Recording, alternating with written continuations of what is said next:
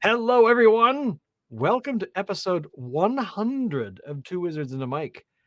We've been doing this a while, which just flew by. So, hi, we got nothing special planned whatsoever, except updates to Kickstarter or not Kickstarter.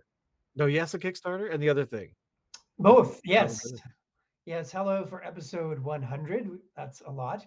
Um, Mushroom King Kickstarter is done. Everything is being delivered. There is, I think, just one or two pre-orders that have come in recently that are going out. The Rivenhelm PDF should be going out this week. It's been delayed briefly. We had some extra edits to do, and then people were traveling, and that's being delayed a bit. But the PDF should be out this week, and printed books should be ordered shortly. The ghost book, all the maps are done. The manuscript is almost done. So that's all the Sweet. books. I'm very pleased. I'm very pleased that we have stuff going on.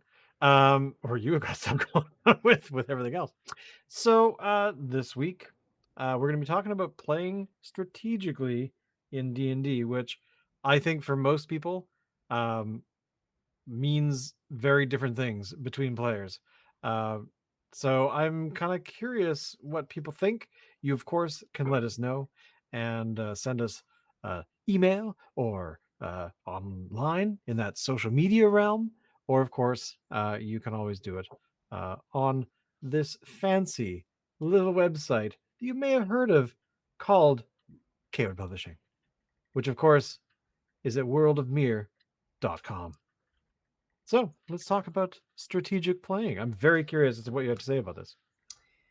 So the reason we're doing this is because we mentioned a few times about playing 5e rules with a 1e style, using the old school basically feel for the game to combined with the efficient rules of the game from 2014. Definitely not the new version. Um, and people have said, "Hey, that's really interesting," and we did a whole episode last time about it. But now we're going to delve more deeply into it. And one of the major things you can do to make the game more old school and to add more depth to the game is to play more strategically. And we're not going to talk about changing every little thing to make it like old school games. Some people do that. We're just going to be talking more in general terms. And as the dungeon master, you can do things to make the players have to be more strategic. And it can encourage players to have their characters last longer. And it can be a tension that's more interesting and more fun than having superheroes who can do whatever they want. Yeah, exactly. So you can make the monsters and environment more challenging. You can put obstacles in the way for players, like more challenging terrain. Even the weather can be used. So a good mechanic in 5e is that difficult terrain is twice as hard to move through. You can make that even more difficult if you wanted. Um, I like using heavy rain, which I would say gives a disadvantage to range attacks. So I think that's an interesting, and it can provide a certain amount of cover as well. And then also traps. There's, an unlimited amount of traps you can use, which help make dungeons especially, but you can use them in other ways as well. And they don't have to be just a trap like a pit trap. They could be a trap. I would still, in a way, consider a trap like a toll booth on a road um, that has some kind of trick or trap involved. I think that, in a way, is a kind of a trap. It's an obstacle for sure. Well, it's like And that book that you and I were looking at a while ago. I've forgotten the title, but basically I think it was a couple of volumes of traps, and there were some really nasty ones that walking up a set of stairs and you hit a particular stair, and some flaps fold down the stairs in front of the player and shoot arrows at you and things like that, and that's the one that always just I was like, oh my, that is just so evil. Why did I not think of that ever? But yeah, like those can delay your characters in all sorts of ways, which is kind of awesome. Yeah, yeah, and they can force players to take certain routes too. As the DM, Yeah. sometimes you prefer that a party goes down a certain route. You don't have to be a real road railroad DM, and you can do it more in a more subtle way. Um, you can have a cave in or a trap that can encourage the group to go a different way. And sometimes intelligent monsters can do that as well. Um, so using intelligent creatures at mid and high level is another way of forcing the players to be more strategic. Low level, there's not many intelligent monsters, as we've talked about. There's a book that says, I think it's called "The Monsters Know What They're Doing" or whatever. Well, that's not really true. Um, at high levels, sure, then you're starting to get into dealing with vampires and devils, like arc devils and demon princes and creatures like that. But at low levels, if they were really smart, the parties wouldn't survive very long, and they would never get to mid and high level. Yeah. And we have a whole episode about that. You can also make places that are more constrained, so it's harder for the party to move through, which, like Shane said, could slow down the party or force them in a certain way. And you can have areas that don't have light, um, and then you can learn that dark vision has limits to it. It's not doesn't mean you can see everything everywhere all the time. Um, Sounds like a movie title. yeah. Another thing we've mentioned many times is about reconnaissance. So, if a party is being more strategic, one really important thing to do is to check out the area where you're going. You also might ask the local people or creatures what's going on and what's coming up, and For most even part, I think my every time I play, that's always something the players do. That yeah, if there's no way, especially when you're not quite sure where to go, but and even when you know you're going down the same hallway and you have a left turn, it's like, how about we take a look around before we just keep waltzing around the corner? yeah, exactly. And you can ask the local people. You could ask about rumors. Maps are really important too. I mean, if you can get your hand on a map of an area or a map of a dungeon you're going to, that can really help. Um, yeah, and then doing like the whole stakeout. Like I mean, many TV shows that are based around it, and it actually can be kind of fun. If there's lots of different ways you can make it interesting. So the party is checking out an area. Um, and then you can have your rogues and stealthy characters and familiars, helpers, henchmen, hirelings. You can have them scout ahead.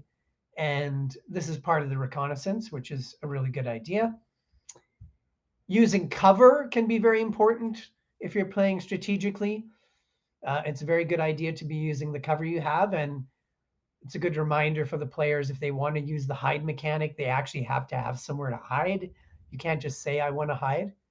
That There's gets forgotten a lot. It's like everyone becomes arrow or range spell uh, cushions, pin cushions, yeah, where they could actually say, "I'm going to go hide behind that piece of I don't know broken building or whatever," and yeah, which would give a lot of actually, it would be a workout for the DM because they'd be like, "Okay, well that character is now behind that thing."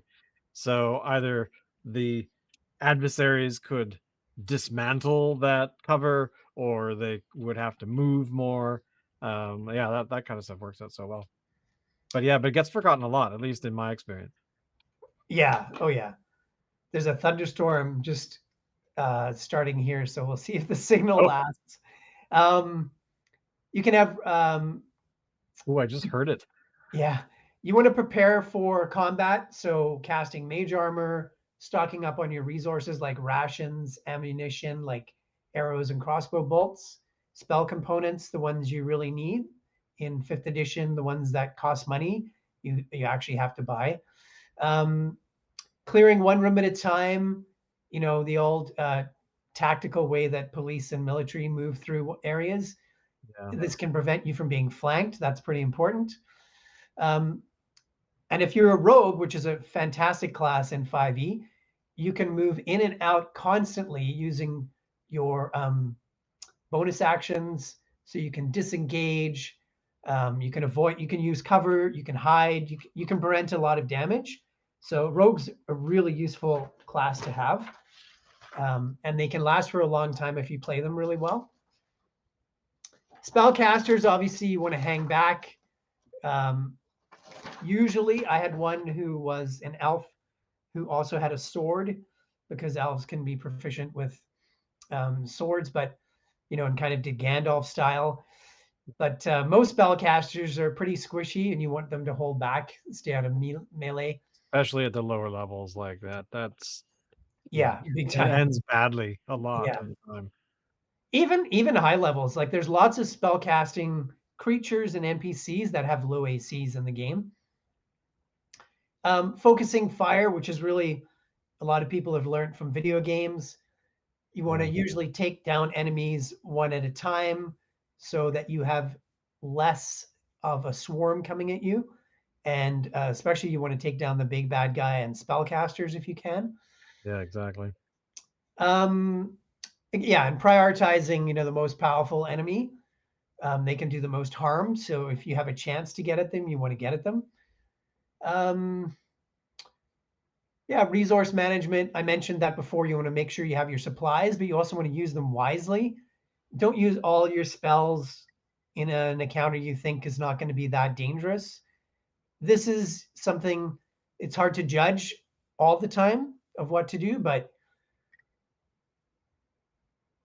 I'd say most games that I know, most games, the action kind of builds during the session. So usually you want to save your stuff for later on. There are exceptions. Like sometimes I start my sessions with a big bang, but that would be the exception. It usually builds. Usually the big bang is if there's a cliffhanger. There's something that's what's going to happen with our our group this week. It's going to start, with everything. Everything's on. It's not going to be a quiet beginning. Let's put it that way. um, you weren't there last time. That's right. So Yeah, I missed the action last time, yeah, yeah. yeah. I have to put a summary up. I haven't done that yet. So the other thing a lot of players forget these days are their magic items, and they're there for a reason. And I'm really careful of which ones I include in games and which ones I don't. And they're usually they're usually a lot of very useful. But I know a lot of players these days forget their magic items. Um, Torches are a good thing to use as far as areas where there's darkness and you're playing more strategically, but they do run out. They don't last forever. They draw attention, and they take a hand of a character to hold them, usually a hand. I guess you could use a mage hand to carry one, I think. Um, as you mentioned before, Shane, just checking around a corner is a good thing to do. And a simple tool is just to have a little mirror. It's actually in the equipment for players, and that's why one of the main reasons it's there is so that you can use it to look around corners. Very useful. As well as the 10-foot pole, the classic. You use it to check the ground for traps, but it can be used for lots of things. Although don't trust someone who has, if you can reach them. What else? Using athletics. So grappling creatures. Shane is very good at this. Um, Throwing things at them, throwing creatures, even riding a creature, shoving a creature, which now we have a few players remembering that you can do that. All those things can be very useful to physically do something to the creature or NPC. Um, that can really help you in what your tactics are. And then the last thing is to use. So the environment can be used against you by the DM. They Which can we've make it had that difficult. experience before many times. Yes, they can make it difficult. Um, they can make it different levels. They can give the enemy lots of cover. You know, you could have sinkholes and traps. The environment can be a big challenge. However, you can, as a player, you can also use the environment for yourself. You can use the cover. Um, you know, you can use higher ground. Um, so it's a useful tool in certain circumstances for the players as well. Well, especially with being able to respond to different things, because one of the things that I just was thinking about when you mentioned about using the environment is that you could be uh, fighting during a rainstorm, or you could be fighting during a light rain, but there could be a flash flood, and you could actually have the party get swept away, and suddenly you're in a different environment. Say 30 feet down the river or down an embankment or something, and you and whoever you're fighting uh, basically have to kind of get used to where this is, and it could give you different opportunities to because the whole cover thing, I'm completely obsessed with this now. Going, I know I don't recall really ever thinking in the last, you know, year or two, when playing a game that there are things you could do to hide from being hit. Hmm. Um, and and now talking about how you can actually use the environment, being able to, I don't, would that require not investigation? What would it require? Um, During play, like during an encounter, to go, "Oh, if I hit that thing up there, it could potentially fall and either hit or somehow disrupt, the adversary." Um, I don't know, is something that I really don't think that as a player I've done in a million years. It's Hmm. not something you really think about. It's more about that guy needs to go down. I need to hit them Yeah. hard. You've learned today about how to be strategic. At least we've given you ideas about how to be it, because it is one of those things that I think gets overlooked by a lot of players, because they don't necessarily think about hiding. They don't think about, hey, if I have this torch out and I'm wandering through a dark area because I have this torch out, that the potential creatures in the area won't see it. Of course they won't. They would never do that. So, and it's also, we never talk about how when torches go out. Like, that's something No. else that I think just never gets discussed, because it's kind of like, oh, they're over there, get them. They just throw the torch on the ground. They use it to light something on fire. Like, no, they don't. They just kind of forget all about it. But Yeah. or they have dark vision. They don't care. Um, but Or the torch ruins the dark vision because you can't use both. I've had that many true. times. The party's like, someone's got a torch because there's humans in the group, and then another person's like, "Well, I use my dark vision to look down this tunnel," and I'm like, "You don't have dark vision anymore because you're in torchlight. You can't combine them." That's true, because there are so many times where, I yeah, in one level there are rules, and on another, I don't think it's that they just don't want to play the rules. We just don't think about it. We don't think about the impact of a For lot of sure, things like that. for sure. Well, nobody can like, even the dungeon masters are going to miss things, and so it's just part of the game. There's a lot of rules. It's not Yeah, super complicated, but there are a lot of rules. Um, most of them are not, most of them are pretty simple. exactly, and it's something that, there's a book in there somewhere. There's Yeah, an idea for a book yeah, of how to play strategically, because there are. I mean, I'm totally guilty of it. I can think of exactly, like, the most recent sessions. I know that I never ever thought about, okay, well, we're fighting this whatever it is, and uh you don't even think about what's the environment. You might look at the map and go, there's a tree over there, great.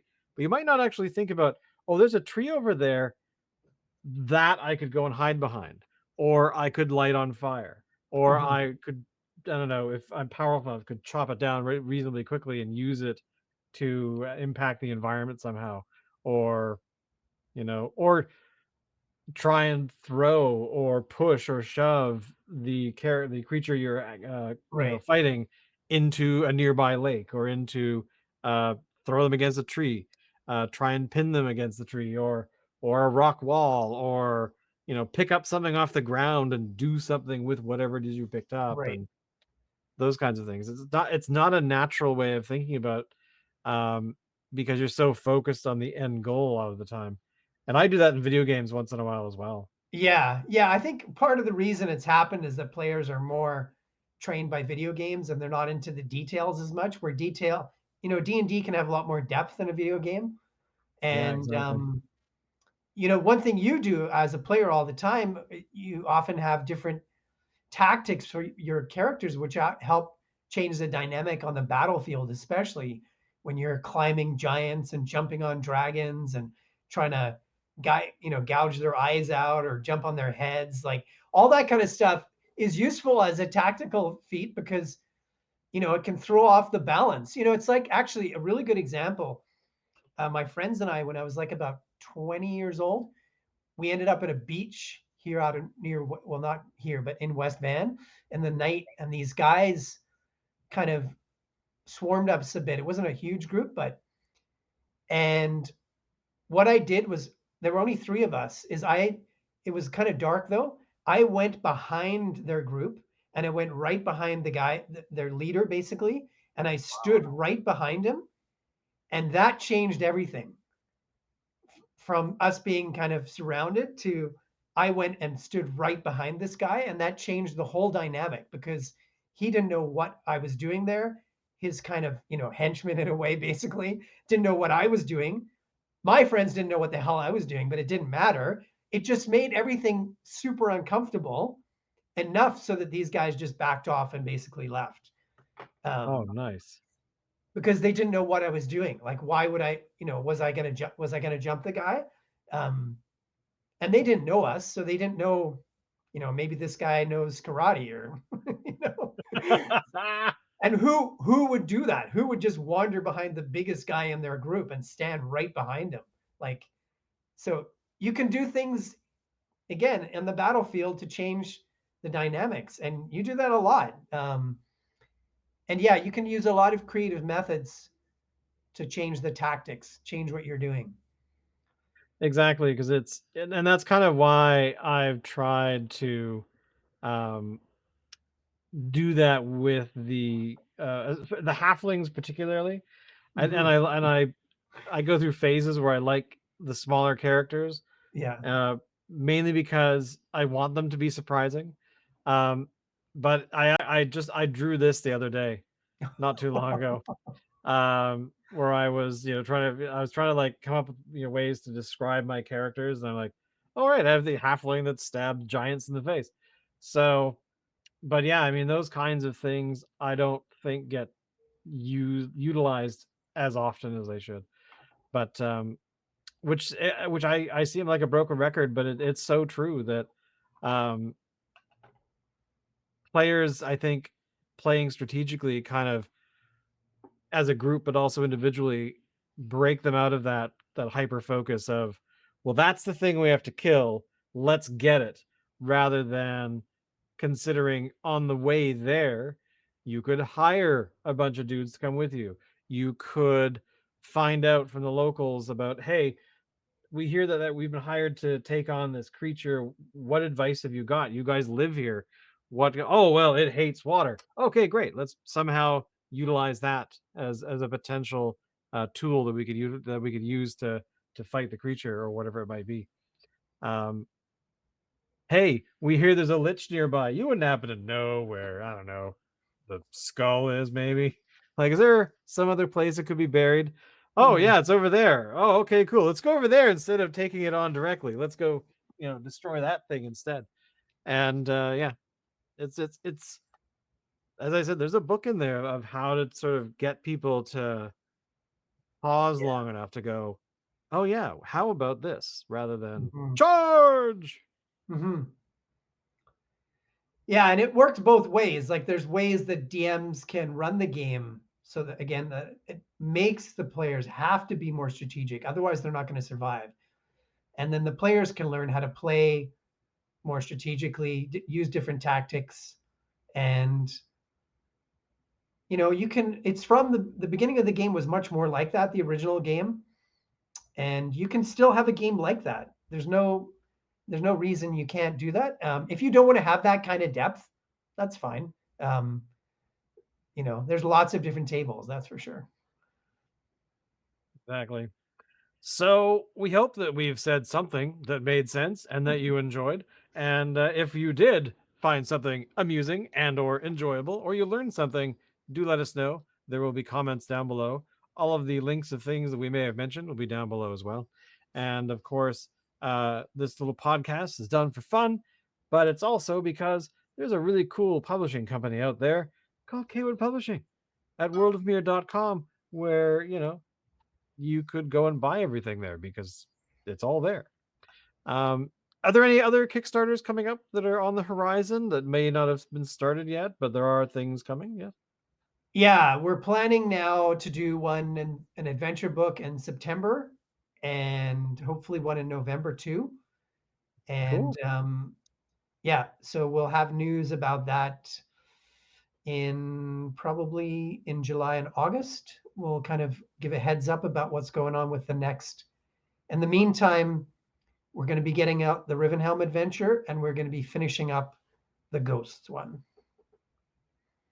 Very good. And as I look towards the window and see the incredibly dark clouds that are roughly over top of your head, Yeah. we'll see you guys next time. And yeah, we this is episode 100. There are 99 other episodes of all kinds of cool stuff. Go check those out because if you don't, that's weird. They're going to be there forever. So watch us try and figure out all kinds of different topics that Andrew thinks of. I take no credit in that. See you all later. Bye bye. Later.